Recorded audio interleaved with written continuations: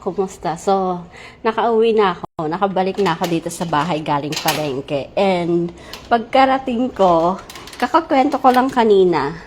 Yung kinikwento ko kanina na sa live ko na sa first part ng live ko is kinikwento ko na kahapon is naiwan ko yung luggage ko na namili ako.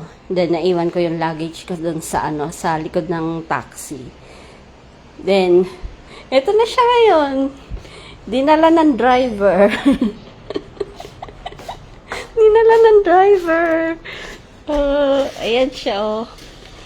Sabi niya, dinala ng driver. Sabi ni Lola, wala ako dito. Tumawag yung driver. Then, ngayon, kanilang umaga niya lang daw nakita na may naiwang sa sasakyan niya. Ang bigat. So, this one.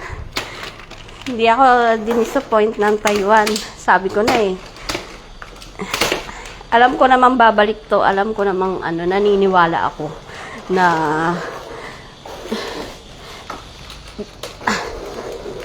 dadalhin niya dito. Kasi nasa history naman ng phone niya yung yung address. So that's it. I'm so happy. So happy. Sobrang happy. So ito na yon, yung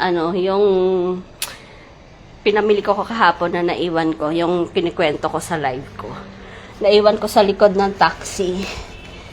Yung kahapon namili ako sa Pinoy store, then naiwan ko sa likod ng taxi yung ko.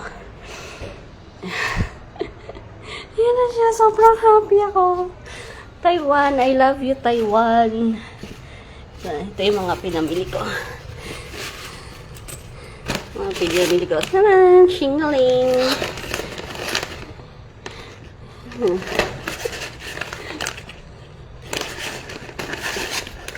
Patis. Kasi hindi naman nila ito makakain eh. Yan o. Ito pa pinapalit kong yung pinapalit kong actually, nagpapalit ako ng payong kahapon. Frito yung payong sa sa binibilhan ko ng cellphone. Kasi anniversary nila. So, free yan.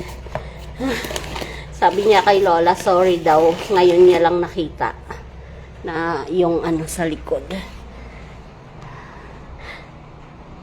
Bye! Thank you for watching. Until next time. Galing. Galing talaga dito sa Taiwan. Kasi hindi naman nila yung sa loob naman nila pagkain Pinoy naman yan. So hindi nila